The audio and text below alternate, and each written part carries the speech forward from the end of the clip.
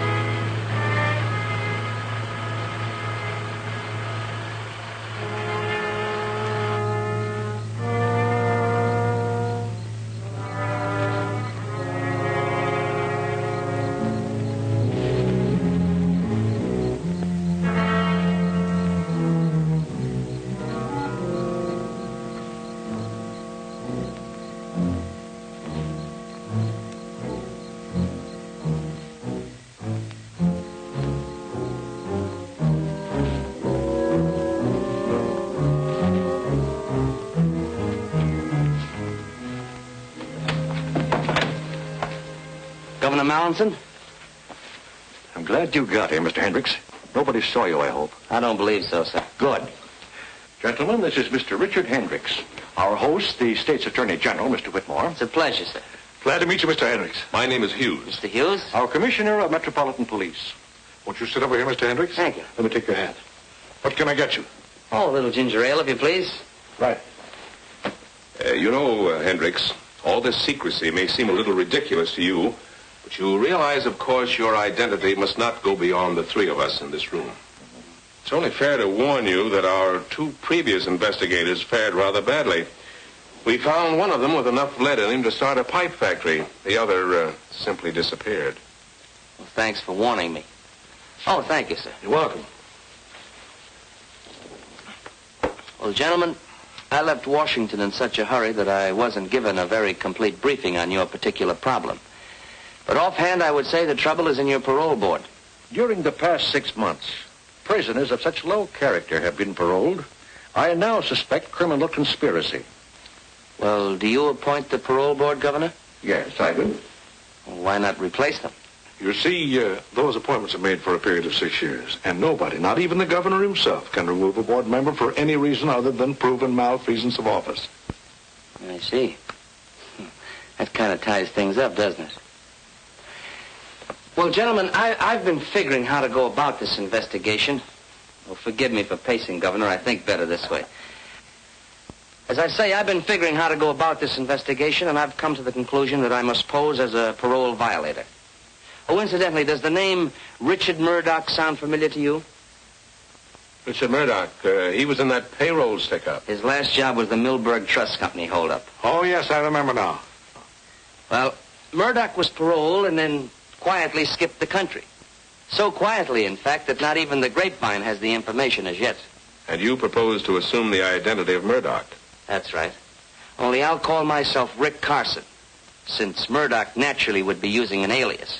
Now, as Murdoch, alias Rick Carson, I must become friendly with someone who has been through the parole mill in order to find out how his parole was engineered. Have you anyone in mind? No, but it should be someone whose parole was obviously bought. I figure that if someone pays for a parole, someone must receive the money. While you're working undercover as Richard Murdoch or Rick Carson. Carson, you'll have to avoid any contact with the police, even in an emergency.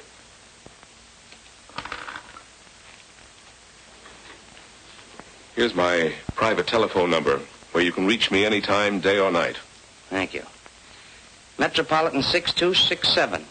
Metropolitan 6267. I'll remember it. Do you have anyone coming up for parole who fits our special requirement? There certainly is. Convict by the name of Harry Palmer. Uh-huh. And when is the next parole board meeting? Let's see. Next Tuesday at the state prison. Next Tuesday at the state prison. Let me see. You're now serving time for attempted murder, Palmer. Do you have anything to say about that? Yeah, it was a phony rap. A lot of things about my trial smelled plenty bad. So does your police record. Do you think you've learned your lesson during your time in prison? I sure have, ma'am. I found out that crime don't pay off.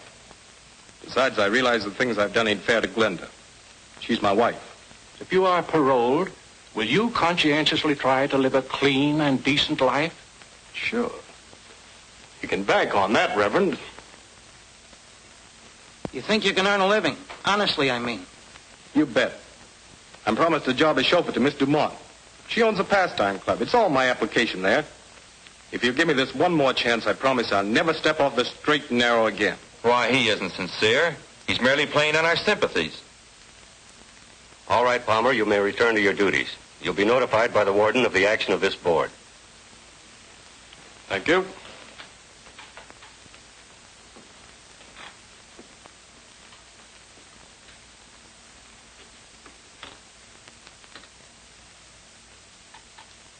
And I feel in my heart that Palmer is sincere. The poor man has never had a fair chance to rebuild his ruined life. Therefore, for the wife's sake as well as his, I favor paroling him. And what about you, Mr. Jones? It seems to me that keeping a man behind bars when he can earn a living is a needless waste of taxpayers' money. I vote for his parole. And your decision, Reverend? As you well know, I usually bend over backwards to give the misguided unfortunates a chance. But in the case of Harry Palmer, my conscience compels me to oppose his parole. And your decision, Mr. Perkins? Palmer deliberately broke the law. Not once, but many times. Freeing a man like Palmer makes a travesty of justice. I am positively against paroling him. Well, it seems we're evenly divided. 2 for and 2 against Palmer's parole. Consequently, as chairman of this board, it becomes my duty to cast the deciding vote. A decision like this must come from the heart as well as the mind. It must be tempered with humanity and understanding. I watched Palmer when he made his plea, and I'm convinced of his sincerity. In view of this, I must cast my vote with Mrs. Prescott and Mr. Jones in favor of Palmer's parole. This is an outrage, Holliday. At least a half a dozen times in the past few months you've done the same thing. I just don't understand. I'm entitled to my vote the same as you, Mr. Perkins. Now, Palmer will have served his minimum sentence on the 22nd of this month. His parole will become effective on that date. I learned that Palmer's wife, Glenda, was working as a waitress at the pastime club. So I decided to hang around. I'll delete that hang around. So I decided to drop around to the club to look the situation over.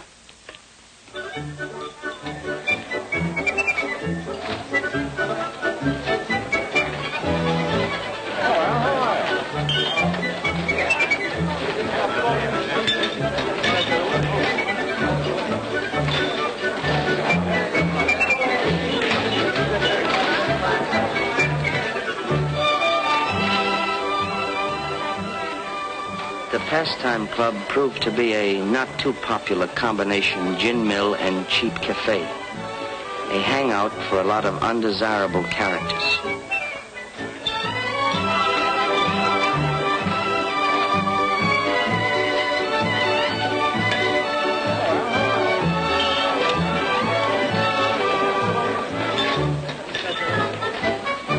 May I take your order, sir? Can't make up my mind. I'm a little undecided between a hamburger and a ham sandwich. Take the ham sandwich. You got a deal. Coffee, too? Yes, black, please.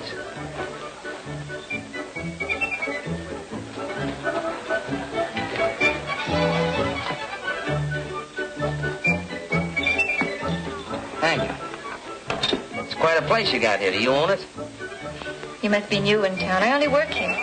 Jojo Dumont owns the place. Oh, well, then Mr. Dumont's got a nice place here. Miss Jojo Dumont. In fact, there she is now.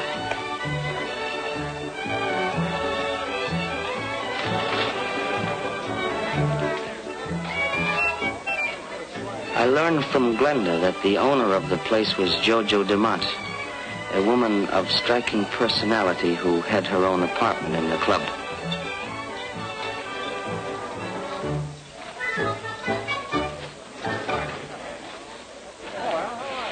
One group of hangers-on seemed to be tied in with Jojo. It wasn't difficult to find out how. They were quite bold about it. The tie-in was a lucrative sideline which Jojo operated, an illegal punchboard racket. The three salesmen were Blackie Olson, Frank Mitchell, and Kid Redmond. They sold to the cooperative customers who were always glad to make a dishonest dollar. Duke Vigili, another of Jojo's willing workers, spent most of his spare time trying to cheat a slot machine. During his working hours, he called on the less cooperative prospects. For these, he had 3 convincing arguments, 2 hard fists, and a .45 caliber revolver.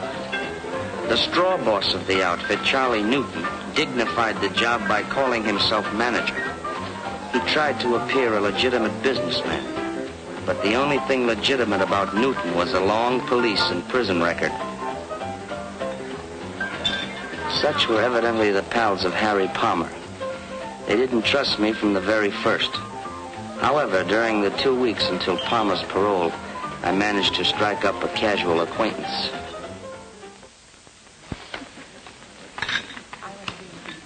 Never mind, cream cheese.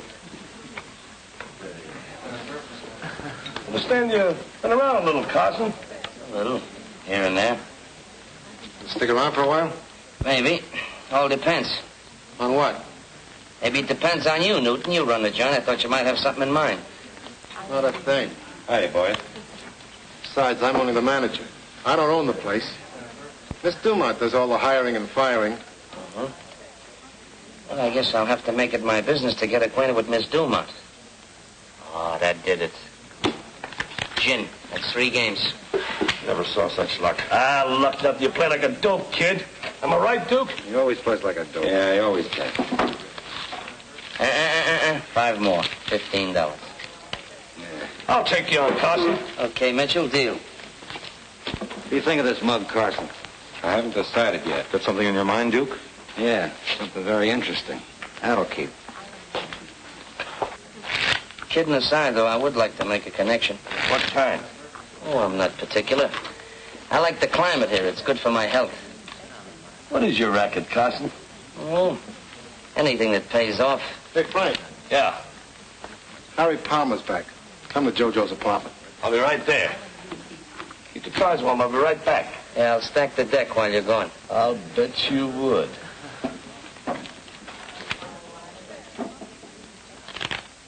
I would have given a lot to know what was going on in Jojo's room. I found out later from statements of various people concerned. Sure looks natural. Just like old times, right? Sure, it's all right. Feeling better, Glenda? Wonderful. Seems like 100 years since I saw you, darling. Yeah, me too. That's what I've been waiting for. Frank will be here in a minute. Well, this calls for celebration. How about fixing some drinks, Blackie? Okay, Jojo. Sure liquor. You look right in the fence there, kid.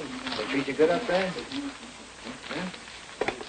What's on your mind, Charlie? How long are you going to keep Palmer on as a chauffeur, Jojo? Are you kidding? What do you think I got him out for? Chauffeurs are a dime a dozen. The other boys are all right fixing the boards. Now, Palmer's the best collector we ever had. As long as he keeps his nose clean. The next time he gets in trouble pulling off side plays, I'll let him rot in the pen. Hiya, Harry. How goes it, Frank? It's great to see you, old son of a gun. Papa's home, huh, baby? How does it feel? Feels grand. Glenda's been in a tough spot, but she came through okay. Yeah, but it's a lucky thing you got the parole just now. What do you mean by that, Crack? Oh, nothing, but there's been a guy named Carson hanging around the past few weeks, and he's been making a play for her. That's not true, Harry.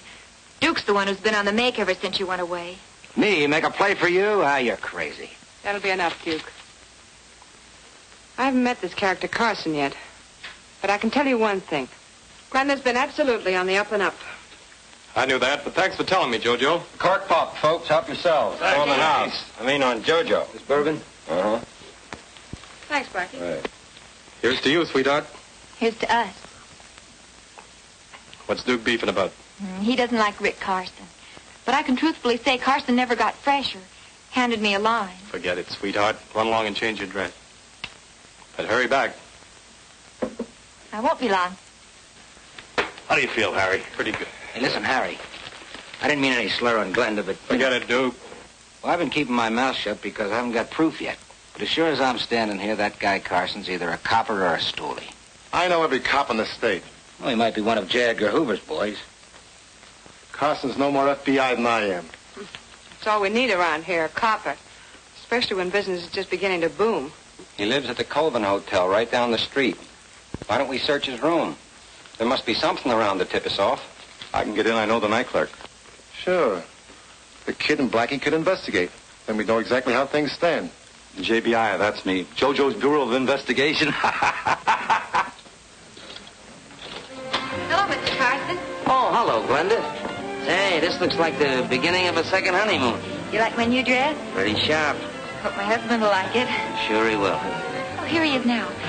Honey, this is Rick Carson. Glad to see you, Palmer. Glenda was telling me about you. I was telling Harry how polite you've been. That's a great deal more than I can say about most of the customers. Oh, thank you, Glenda. That's a real compliment. See you around. Glad to, anytime. Good luck to you both. How long will it take to search Carson's room? No, it won't take over an hour. Only the clerk doesn't come on till 8 o'clock.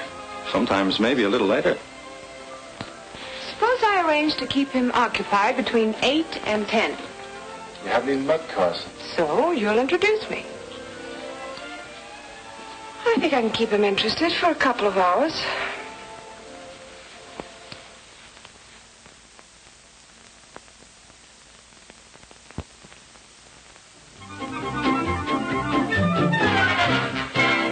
Oh, no more of those fast turns, please. Oh. This is station Turn that thing off. WXNO. The time, 20 minutes before 10 o'clock. We continue with... What time is it? I just announced it, 20 minutes to 10. I think I better be going, Jojo, before I wear out my welcome. Oh, no. The evening's still young. Besides, I think you're swell. I think you're a wonderful guy. Really. If you think I'm swell, you ought to meet my pal Monty. There's a real guy for you. Oh, I bet he ain't half as nice as you. What's his name? Monty Cooper. Oh, yeah, you said that. It's a nice name, Monty Cooper. Well, go ahead, call him up, Tom, and come on over. Oh, well, I couldn't do that. You see, Monty isn't in town. Oh, that's a shame. When's he coming back? Well, now, that all depends. Confidentially, Jojo, Monty's in prison. That's a shame. Poor Monty, locked up in the pen. Yeah. Well, forget I said anything. I talk too much. Oh, you can trust Jojo, honey. Yes, sir. Oh, fix another drink. I'll be right back. Yeah. Hello? Oh, hello, Mary. Oh, I'm so glad to hear from you. How you been getting along? Now listen, Jojo. We got the lowdown on that bird Carson, and we're on our way back. You better get rid of him. Oh, well, that's fine. I'll do that. Yeah, goodbye, Mary.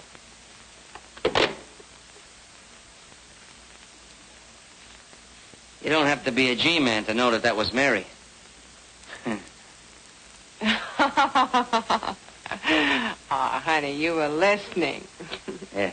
Oh, no, I don't want any more tonight. Uh-huh. I can feel it coming. I'm about to be tossed out. You don't mind, do you? I'm beginning to get a terrific headache. I'll probably have one in the morning, too. Want an aspirin? No, thanks. Just my hat.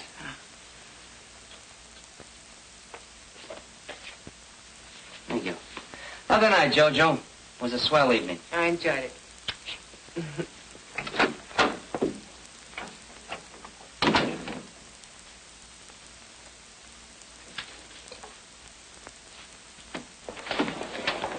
What'd you find out? Something very interesting. We got the dope on them all right. Oh, good.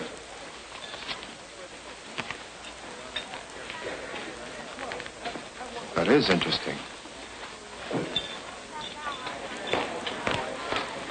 Hi, Rick. Oh, Rick. Hi. How you doing?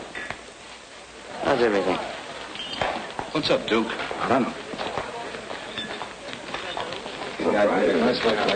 Oh, hello, boys. Well, let's hear it. What's the dope on Carson? What do you think of that? His name ain't even Carson. Richard Murdoch. Age 32, date of birth 9/15/16, Detroit, Michigan, as dark brown. Occupation mechanic.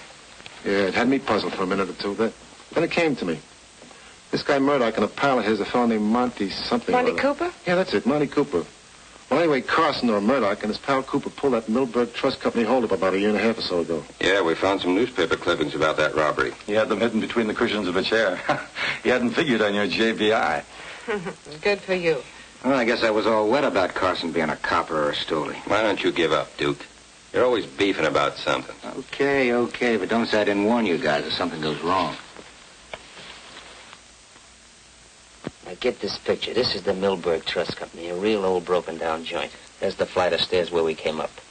This is the vault here, a real old-fashioned camp. Well, those stairs made it a little tough because we had to back down them and we couldn't see who was coming up anyway. We come in here and there's all kinds of desks and places where you write out checks and so forth. There's quite a few people. Well, I heard them all over here in the corner. Keep them all together. Monty takes the cashier, forces him in over here, makes him open the vault. We open this little old-fashioned can, and what do you think we get? 50 G's. We back out of the joint and make for the car. 50 G's? Split two ways? Not bad. Mm-hmm. You see, Monty and I don't go in for big mobs. Hey, maybe you saw Monty up there. He was doing a heavy stretch. Yeah, I saw him almost every day. Talked to him a couple of times. But he didn't get overly friendly with anyone. Yeah, that's Monty, all right. Well, Harry, I'll tell you. I got another big job on tap. But I gotta get Monty out of prison before I can pull it off. That's tough to do unless you know the ropes. Besides, it takes $2,000. How do you know? I just know. Harry, I figure naturally you just getting out, you could kind of tell me how your parole was engineered. Now, I'm willing to cut you in for a third, and I'll pay all expenses. Yeah, I don't know. What's the matter? Ain't my dough as good as the next guy's? Oh, it ain't that, Rick. Look, I'll let you in on a little secret. Maybe you noticed the boys got kind of friendly the last couple of days. So? Well, they checked on you, and you're okay with most of them. But Duke's still holding out. He ain't satisfied you're on the up and up. Well, what's that got to do with me buying a parole through you? It's got a lot to do with it. JoJo's the first step, and unless she's sure of her ground, no dice. All right, so there's no dice with JoJo. And who's the next step? Now, wait a minute. Not so fast. I'm no squealer, Rick. Oh, but you do know who the higher-up is. Maybe. But I ain't saying.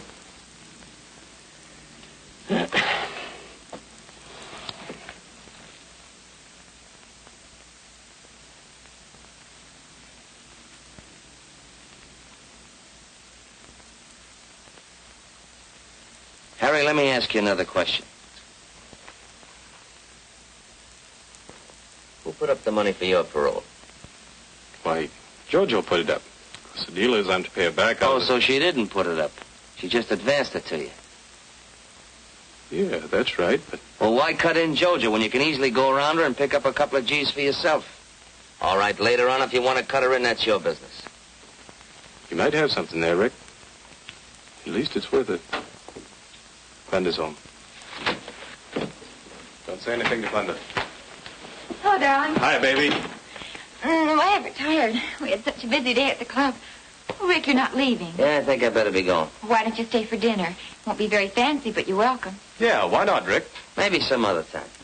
You run along and get some dinner started, Donnie. I'll come in and help you in a minute, huh? Okay. Sorry you won't stay, Rick.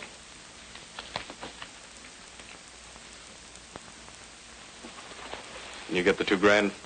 Harry, whenever I need a few G's, I don't let anything stand in my way. Get the dope.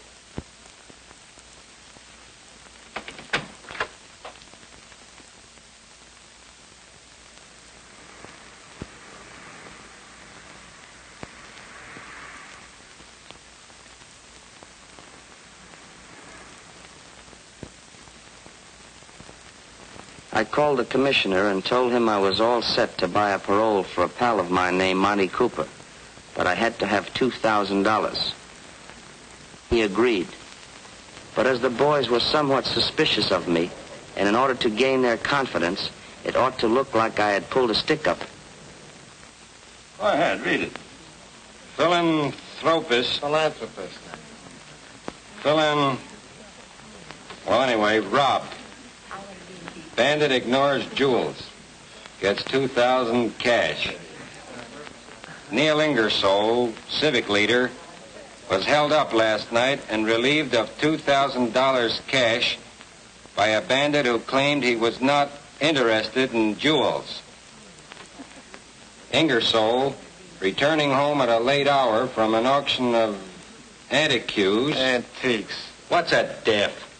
Which he had been attending, stepped out of his car outside his garage to find himself looking into the muzzle of a gun. That must have been Carson. What makes you think so? I don't think I know. The word passed through the grapevine that I'd pull that job. And the boys who hung out around the pastime club immediately started to accept me as one of the boys, as it were. Well, I turned over $500 to Palmer and went with him to make the contact for Cooper's parole.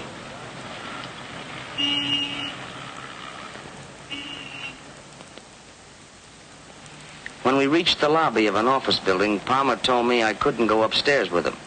This was disappointing. But I heard him tell the elevator operator to take him to the 5th floor. So I checked the names of all the tenants on that particular floor.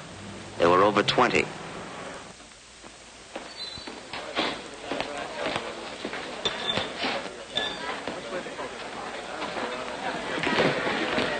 Is Miss Dumont in her quarters? Yeah. The jerk. Hello, Bonnie. Hello, Jojo.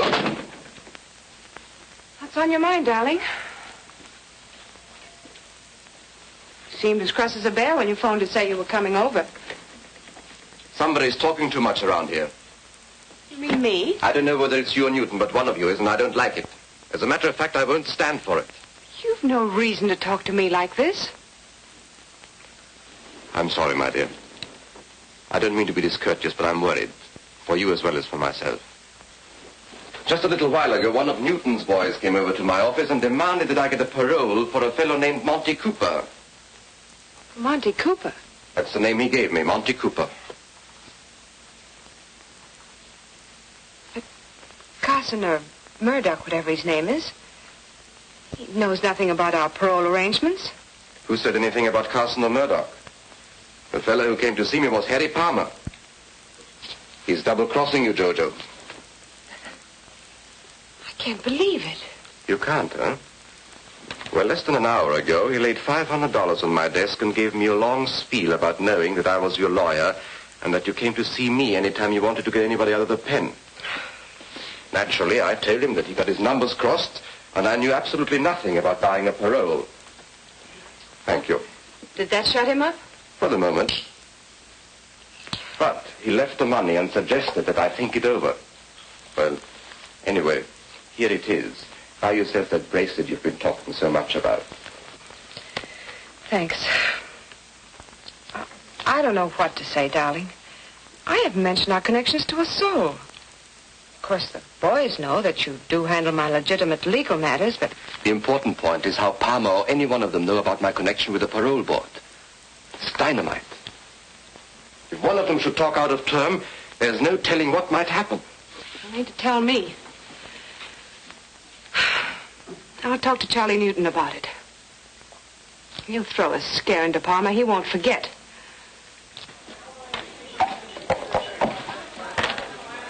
4 aces and 2. Harry Palmer just pulled a double cross on JoJo. Yeah? What'd he do? That's my business. JoJo says she doesn't want any rough stuff. But I'm running the boys, not JoJo. Yeah, but JoJo just got Harry out. So what? You're just as good a collector as Harry ever was. Huh. I should say I am. You name it. We'll do it. Okay. Tell you what we'll do. I'll call Harry on the phone, tell him to call me back from the corner drugstore. When he rings up here, I'll tell him to skip it, that I changed my mind. Now, when he's walking back to his house...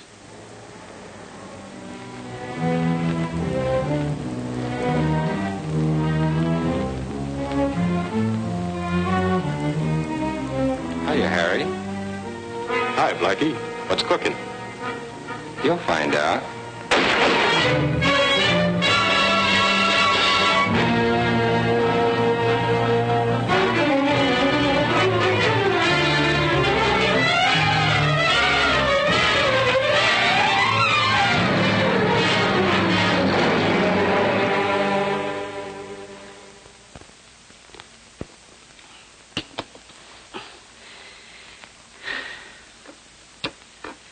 The killing of Palmer completely upset my plans, as I had now lost my only link to tie in JoJo with the higher-ups in the parole conspiracy. Well, how's the leg today? Oh, much better, thank you. Look. Take it easy. Okay. I'm a coffee lover. Oh, I see. Well, I'll come back for that later. All right, fine. Hunting around for... Now, delete that hunting around. Make it fumbling about for a new lead. I looked up the grief-stricken and embittered Glenda, pretending to her that I wanted to avenge her husband's murder, which had cost me $500. Well, I showed her the list of tenants occupying the 5th floor of the building to which Palmer and I had gone to, and only one name, a first name, sounded familiar to Glenda. And that first name was Barney. B-A-R-N-E-Y. Barney. Now, it belonged to a man whose full name was Barney Rodescu, R-O-D-E-S-C-U, who was a lawyer and sort of a man about town. Well, I decided to find out if he was the contact between the crook on the parole board and JoJo Dumont. You know, in a way, Palmer getting bumped off like that kind of put me in a spot. How come? Well, we had a little deal together. You see, I figure if Palmer just getting parole like that, he'd know the ropes. Remember me telling you about a pal of mine, Monty Cooper? I wasn't as tight as I seemed that night, you know. Yeah, I didn't think you were. You say Palmer was trying to help you get a parole for Cooper? Well, I didn't exactly say that, but that's the general idea. Go ahead, I can listen while I'm typing. Of course, you know I had to pull a little job to get the money for Monty's parole. You mean the Ingersoll robbery? I don't know anybody named Ingersoll. No, but the point is, JoJo, I'd like to get Monty out of the prison as fast as I can. You know, you should have come to me in the first place, Rick. You? Mm-hmm. I'm serious. I like to help my friends. Besides, I have a lot of influence in the right places. Mm-hmm. Of course, we'll need cash. Yeah, I know. $2,000. Palmer told me. Did you give Palmer any money? Yeah. Yeah, I gave him $500. And for you, here's another 1,000. Thanks. I like to have a receipt. Oh, sure.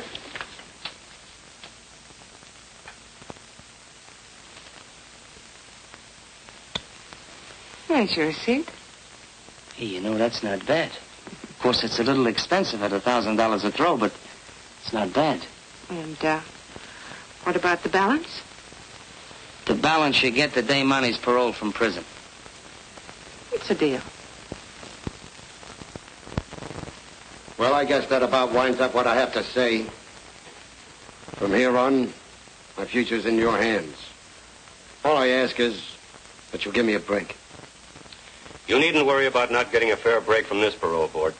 All right, you may return to your duties, and you'll be informed of our decision later. Thank you. Thank you very much, sir.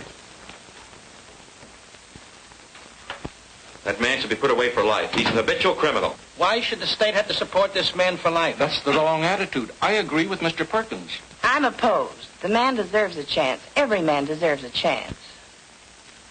Once again, we seem to be evenly divided, thus making it my duty to cast the deciding vote. And you vote for Cooper to be paroled? I do. Mr. Holliday. It's my privilege. But, Mr. Holliday, it's obvious... the chairman's privilege to have his own opinion. The majority votes in favor of Monty Cooper's parole. He'll be released in 2 weeks to report for work at the Ainsley farm at Meadows. I move for adjournment. Because I couldn't understand why anyone would give a job to a multiple loser like Monty Cooper, I decided to check the county assessor's records to find out what I could about Vern Ainsley. From the beginning, I had suspected Ralph Holliday of accepting the bribe to put through the parole. But with the information I had now obtained, I felt certain it was Rodescu who had offered the job on the farm to Monty Cooper. Suspecting the setup, however, was not enough. I still had to obtain the proof. That afternoon, I worked out a strategic plan.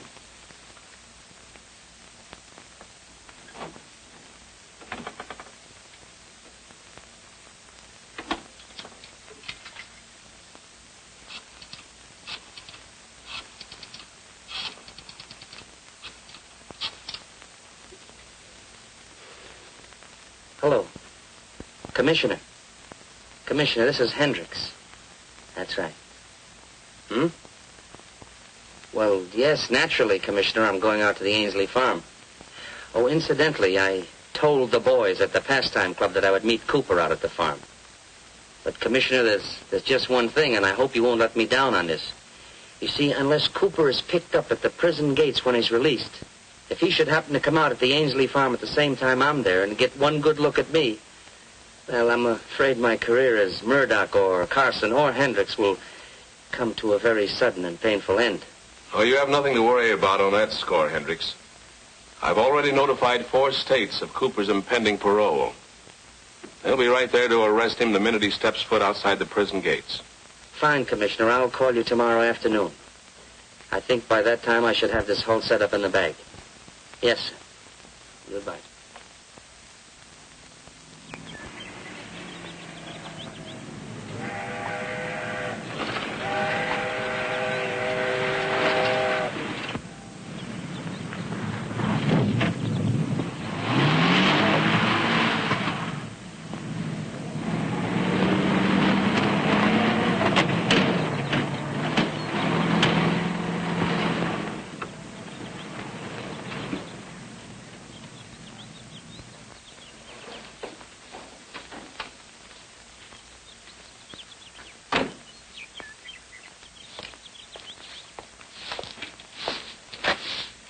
Ainsley?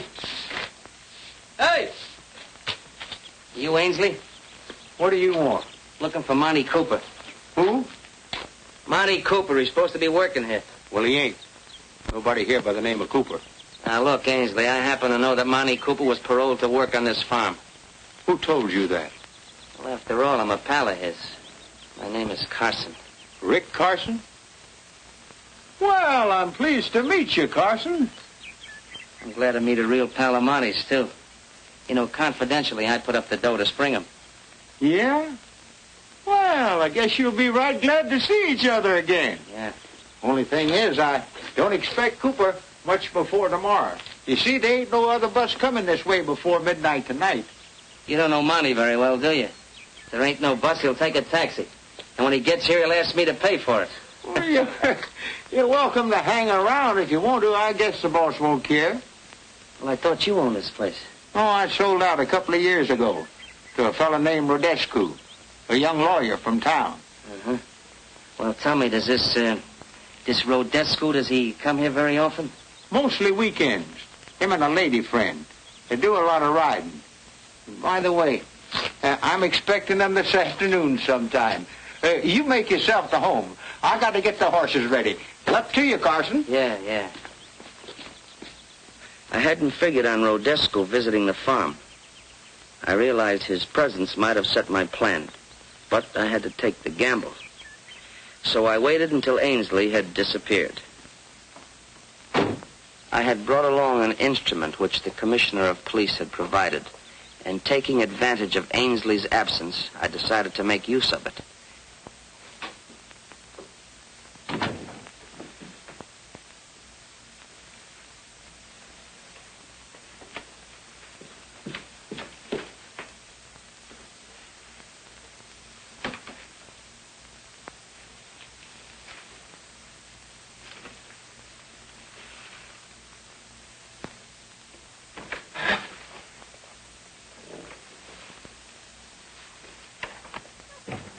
I quickly ascertained that no one else was near. I fixed in my mind the details of the room and then found a suitable place in which to conceal the precious instrument.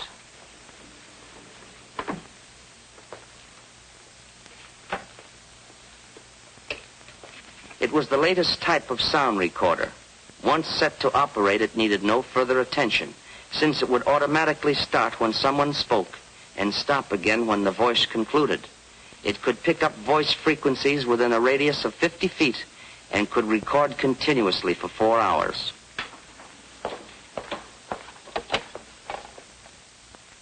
Hello, get me Metropolitan 44244.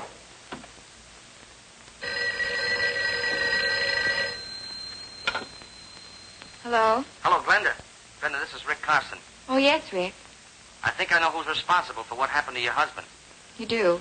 Who is it, Rick? Don't ask any questions now because I've got to act fast. I'll do anything you say. Fine. Now listen closely. You know that list of names and addresses of the parole board members that I left with you this morning? Why, yes, I have it right here. Fine. Now I want you to send each one of them the following telegram. Urgent you meet me at farm without delay. Drop everything else. Have you got that? Yes, Sign each one of those messages Barney. Barney. But I don't get it, Rick. What good are the telegrams? Well, Glenn, just a minute, Glenda.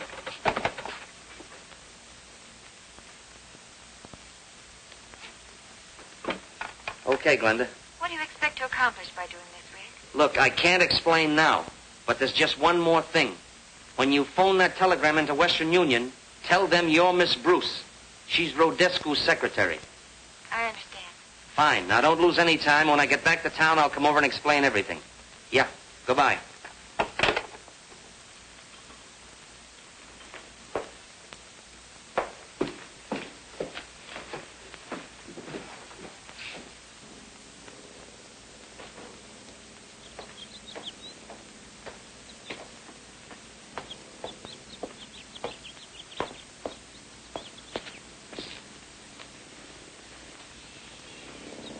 Oh, Hank. How about a glass of beer? Oh, no, thanks. Not right now. It's up to you. Thanks. I think I'll kill a little time and drive around the country. I'll stop back later and see if Monty got here yet. Suit yourself. Yeah, okay. See you later. Yeah.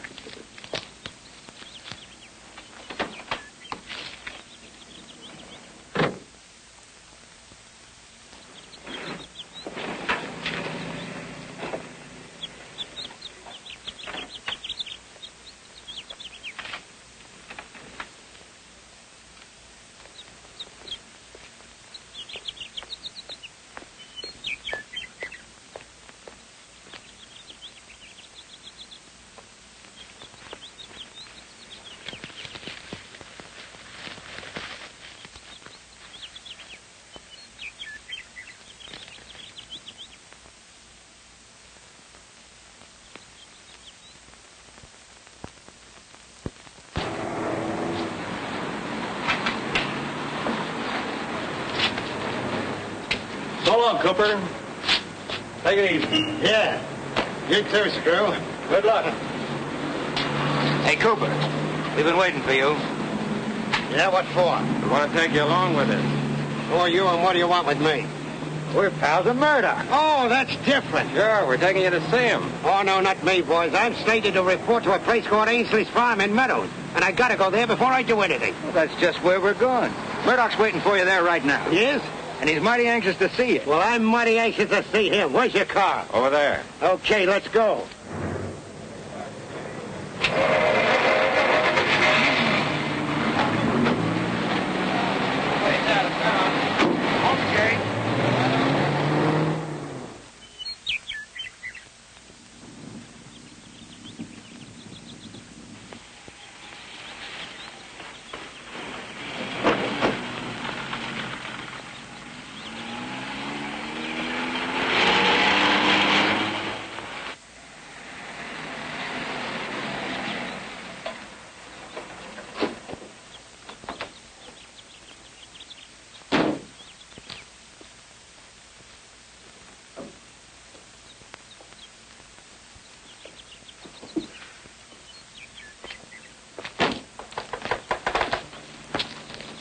I get such a kick out of this place.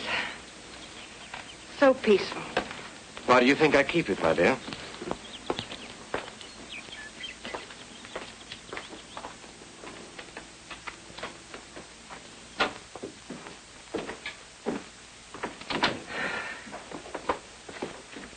Oh, Frank, put Miss Dumont's luggage in her room and leave mine in here. Right. I'll take it. Thank you.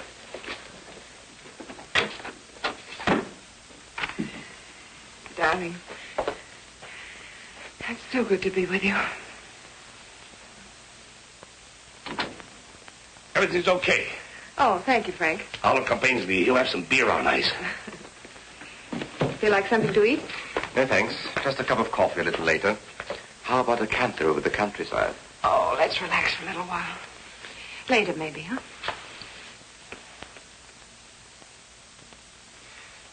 Do you think the fellows could push enough punch boards to raise, say, an extra $20,000 in the next few weeks? They might, by putting a little extra pressure on their customers. Then I think they should. A powerful anti-racket committee is being organized to run us, among others, out of business. And a little extra money wisely spent might help considerably. I'll see that Charlie Newton starts them out on it Monday morning. Good. In asking Glenda to send those telegrams to every member of the parole board, I assumed that only the one member who was mixed up in the parole conspiracy would know what was meant by the farm and the signature Barney. Well, just at dusk, I had the keen satisfaction of knowing that my plan had worked. I had sent those telegrams in the hope of tricking Ralph Holliday into exposing himself.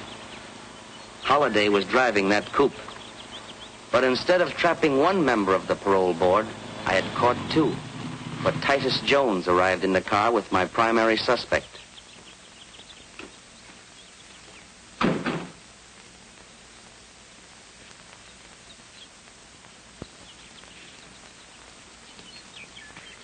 I wonder who that can be. Probably one of your eager beaver clients. If it is, I'll throw him out. Excuse me, my dear. I'll make this short and sweet. Come in. Well, this is a surprise. Hello, Ralph. Hello, Titus. And you gentlemen are quite a ways from home, aren't you? You're not joking. Holiday burned up the road getting here. Oh, I'm sorry. We didn't know. Oh, that's quite all right. Allow me, my dear. Ralph Halliday and Titus Jones. Miss Dumont, my fiancée. How do you do? You're on the parole board. I heard Bunny speak of you. Yes, we are, Miss Dumont. Parole board. Well, Yes. sit down, gentlemen. Sit down. Make yourselves comfortable. What brings you out here in such a hurry? Why, we came in answer to your telegram. My telegram? I didn't wire you. What's that? You most certainly did. What does it say? Urgent, meet me at farm without delay. Drop everything else. Signed, Barney. Somebody must have got onto our parole board deal. We better clear out. Hold on. There's no use running off half-cocked. You better do a little checking first. I wish you would. How can you? And make it snappy. Hello, operator. Give me Ridgeway 84428. If my secretary is at home, we ought to be able to find out pretty quick. But it's Saturday. She probably has a date. Hello? Hello, Miss Bruce. Did you send any telegrams today to either Titus Jones or Ralph Holliday? You did not. Did you authorize anyone else to do so? You didn't, huh? I knew it was bad news the minute I received that message. Miss Bruce, I want you to check with Western Union right away and find out if you can who sent those telegrams and to whose account they were charged. Yes. Call me back at the farm the moment you have the information. Right. She'll call me back. Someone's on our trail, Barney. Have you told anybody about giving Holiday and me the money? Oh, don't be an idiot. You don't think I'd tip anybody off that I've been bribing the parole board? Maybe Mr. Holiday or Mr. Jones accidentally... Ridiculous. That's absurd. It could have been that jackass Palmer you had working for you. He only knew the connection between you and me. He knew absolutely nothing of your time with Holiday and Jones. Whatever the answer is, I don't like it. I'm getting away from here. So am I. This farm is poisoned. Just a minute, gentlemen. We're remaining right here until Miss Bruce calls back. We're safer here than anywhere else for the time being. I was confident the recording machine was doing its work. But to make the record admissible as evidence in court, I would have to swear that I had seen the people inside that room and to identify their voices. There was only one way to do this. Who can that be? Where can we hide? Relax, gentlemen. Come in. Oh, I'm sorry to bother you. I'm looking for a friend of mine. What makes you think he's here? Well, I was told he would be. My name is Carson. Oh, it's Rick Carson, darling. Let him come in. You needn't worry about him. Come in.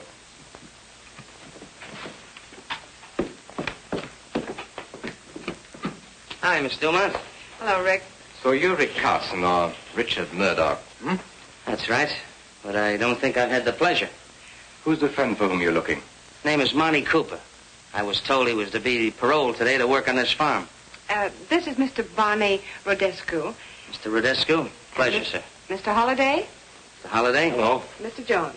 Mr. Jones. How do you do? Tell me, Carson, how did you get here? I didn't hear you drive up. Oh, but I didn't drive up. I parked my car down the road. Why? Well, I don't like lengthy explanations, but... You can speak freely, Rick. Well, you see, folks, I'm not exactly on speaking terms with the law, and when I saw a couple of cars parked outside, especially with my friend Monty being wanted in other states, I figured... Okay. I guess you're all right, Carson. There's some coffee over there if you want any. Help yourself. Thank you.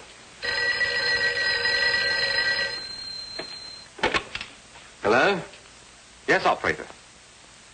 Must be my secretary calling me back. Yes, Miss Bruce.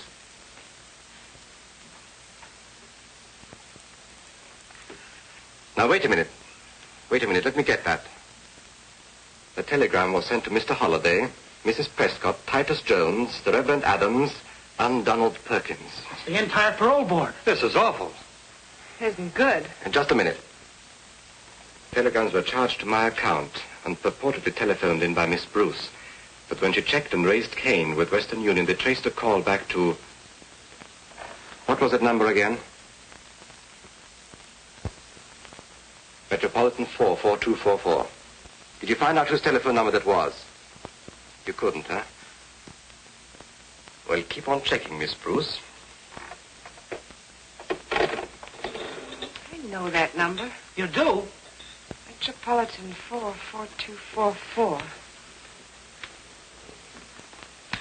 That's Glenda Palmer's number. A dirty little double-crosser. What does she think she's trying to pull? Something mighty dangerous for all of us, if you ask me. What was that number at your club again? Ellsworth, 36097. What are you calling there for? Get me Ellsworth 36097, please. What are you going to do? You'll see. Hello? Is Newton there? Let me speak to him. Hello? Hello, Dr. Newton. This is Dr. Rodescu. I want you to call on Glenda Palmer. Please, Barney, let's not get in deeper than we are. I want you to give her the same treatment that you gave her husband. Yes, it is a matter of life and death. Thank you, Dr. Newton. Killing Glenda isn't going to help. I'll get rid of her or anybody else who double-crosses me. Yes, that's right. Those states were notified in plenty of time to pick up Cooper on his release from prison. Yet the extradition papers arrived too late to arrest him. Any report on Cooper yet, Captain? Hold it a minute. He was picked up by 3 men who took him away in a car. After that, there's no report. Well, Cooper must be someplace. We've got to prevent him from reaching the Ainsley farm. Go ahead. I don't like this setup. No trace of Cooper, not a word from Hendricks. He should have contacted us long before this. He seems certain he could wind up this investigation sometime this afternoon. Well, if we don't hear from Hendricks pretty quick now, I suggest contacting that Palmer girl. I don't want that boy to be number 3 on our list of casualties. That's right.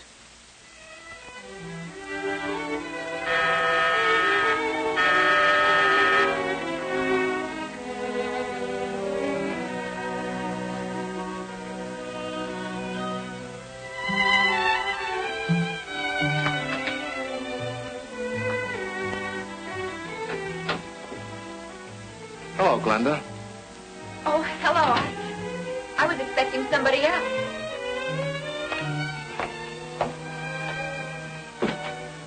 I'm surprised, Mr. Newton. You've never called on me before.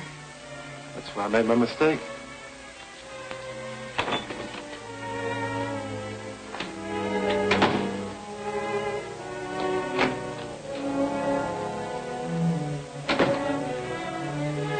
I'm sorry I can't invite you to stay. I was expecting someone. He should have been here before now. Well, it's a shame he's late. Now when he gets here, he won't find you at home. What do you mean? We're going out, Glenda. With me. No, I couldn't. Well, after all I told you, I'm expecting someone. Get your coat. Please go. Get your coat. Shut your trap.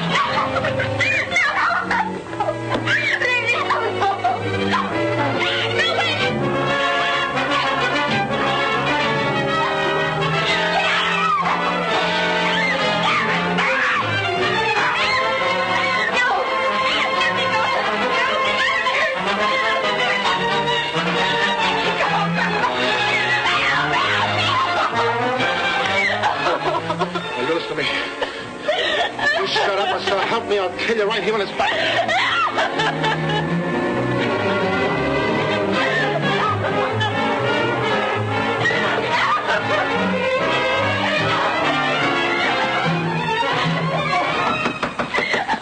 Mrs. Palmer, what's the matter in there?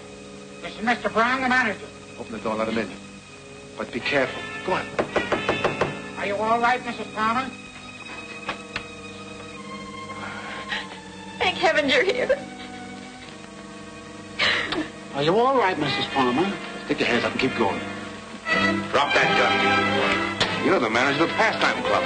Get him out of here. Book him on suspicion of attempted murder. Yes, Commissioner. Take him out. Everything's all right, Mrs. Palmer. Will you please get the lady a glass of water?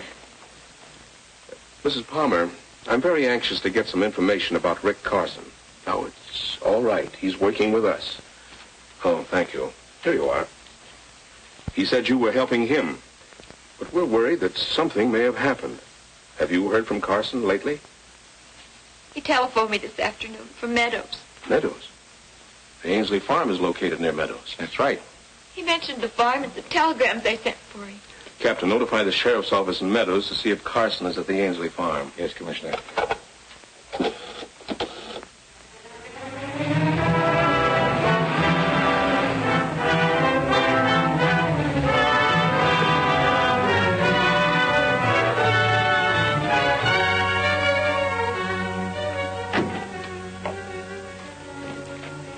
Jojo's here. I wonder who that other car belongs to. Never saw it before. We'll say hello and show him you're okay, Cooper. Then we'll take a run into town. Fair enough. Well, Dr. Newton ought to have finished his treatment of Glenda Palmer by now. Oh, quite a joint you got here. Well, we picked up Cooper, and here he is. Hiya, gang. Well, where's that old son of a gun Murdoch or Carson, whatever he calls himself now? What's the matter, Monty? Don't you recognize your old pal? You know, I didn't at first, but I sure do now. You're the guy who shut it out with me and a pal up in Wisconsin. It was you who put a slug through it. You're a federal agent. What did I tell you? That's right, I am a federal agent. And there's one thing they teach us, and that's how to use a gun. And the first one that makes a move gets it. Oh. I warned you, Mitchell. Anybody else? You see, the reason Cooper knew I was a federal man is because I once put him in prison. The very same prison that you very loyal citizens got him out of today. Looks like I'm going to have to put him back in again. But this time I'm going to give him a lot of company. I'm going to put you all in with him. But right now, ladies and gentlemen, I'm afraid I have to leave you. But I'll make you a promise. I'll be back again. Nice Nice work, Ainsley. Just in time. I heard the shot. I figured something was wrong. Shut up and follow mine. Stop the fight. Stop it. All right, gentlemen. Put him in the chair. He'll be more comfortable here. Hey, Carson, there's some water for you. Now, speak. All right, Carson. Who put you on our trail? Well, I suppose we'll have to teach him how to speak. That's lesson number 1. He's stubborn. He'll need more than that. Ready to talk yet? Hit him again. We'll make him talk. Why don't you shoot him and get it over with? Just a minute. We'll try once more. If he doesn't talk this time, he'll get a one-way ticket to the bottom of the river. All right, Carson. This is your last chance. Tell us just how much you know. You better talk fast and to the point. Sounds like police sirens. It is the police. What can we do? Don't let them find him here. Duke, Blackie, Kid. Take Cooper and Carson to the storeroom. Use the back way. Holiday and Jones, you better go along. Come on, boys. Through here. Hurry up. Make it snap. Now, you and I will be taking care of Frank, Jojo. All right. And remember, he was hurt in a hunting accident. Oh, shut up.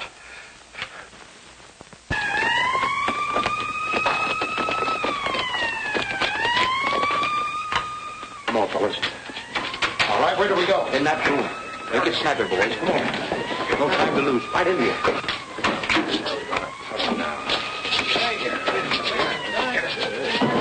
It's getting louder. They're coming in, all right. Quiet now. Lock it, boys.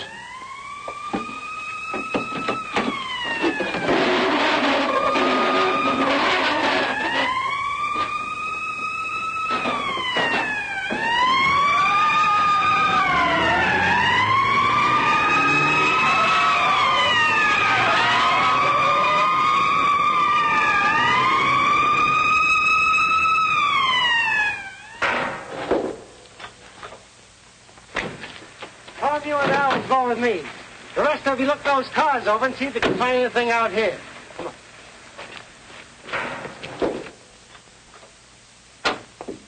You'll soon feel better, old man.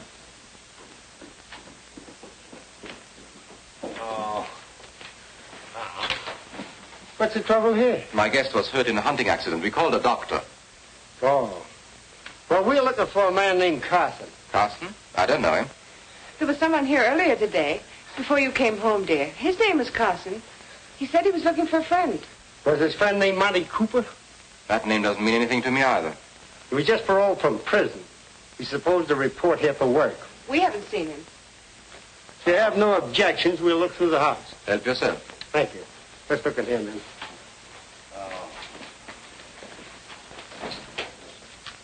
Jim, you go up there.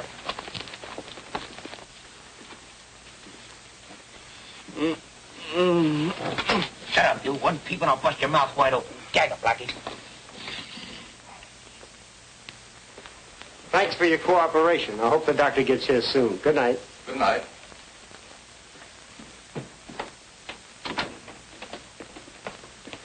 That setup doesn't look right to me.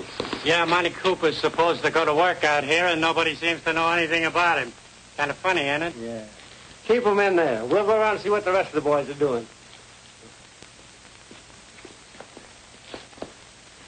We haven't been in here yet. Open it up, mister.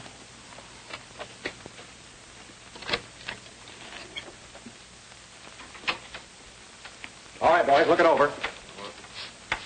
Kind of stuffy in here.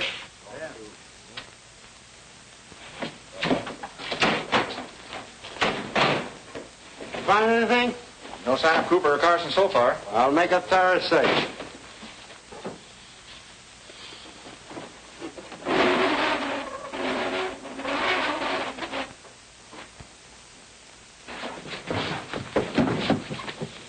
See, I told you there ain't nothing in here. That just about winds it up. Well, if Cooper shows up, I'll be glad to let you know. Okay, let's go, men.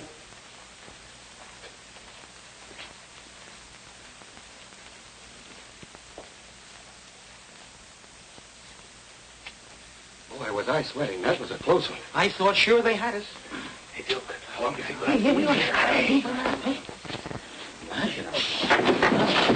What's that? Hey! What's going back there? Get your light in there now. Grab that man. Clear this stuff out, dude. Take that cabinet away. In here! You stupid fool! Where's your brain? Shut up or I'll put a slug through you, too. I'd like to do that myself. I didn't like their kisses when I saw them on a parole board. Here they are, Sarge. Good. Mike, take the gas gun. Bob, you take this. Pick up those people in the house. Okay, Sarge. All right, you fellas in there. Come out with your hands up. You want us cover, you'll have to come in and get us. Now listen to me. If you don't come out, we're going to give you a dose of gas. You've got just 30 seconds to make up your mind. Let's give up, boys. We can't beat them. Please don't fight. They got gas, and I've got sinus trouble. Don't! That'll cure it. There are too many for us, Virgili. Yeah, why get ourselves killed? What's the matter with you guys? You all yelling? No, but we're not all fools either. Come out one at a time with your hands up. I'll count to 5. If you aren't out by then, we'll open up on you. 1, 2, 3, 4. All right, you get going. Come on, Get going. Move along, come on. Come on, step on it there. Come on, move along. Keep those hands up. Let's see if there's anyone else in there. Right. Mr. Hendricks? Who shot you? Duke Vigili. We better call an ambulance. He's badly hurt. Yeah. Give me a hand here. I can't make it. Sure.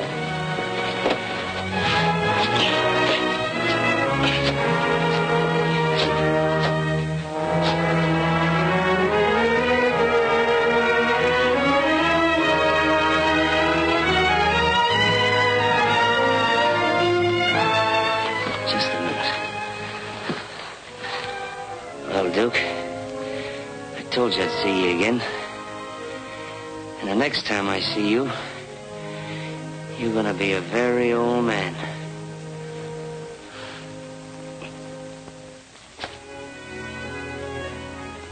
Oh, yes. Getting along real fine. Another week or so, I'll be able to go out dancing again. That's wonderful. Here you are, Mr. Hendricks. Oh, thank you, Mary. Oh, Mary's my favorite nurse. I can believe that. Now, if it wasn't for her, I'd probably still be lying in bed. Thank you, Mr. Hendricks. God bless you. Well, here's my completed report, Mr. Whitmore. Took quite a long time to finish it, but I hope it accomplishes what the governor desired. Well, I'm sure it will be, Carson. I mean Murdoch. You mean Hendricks. That's right.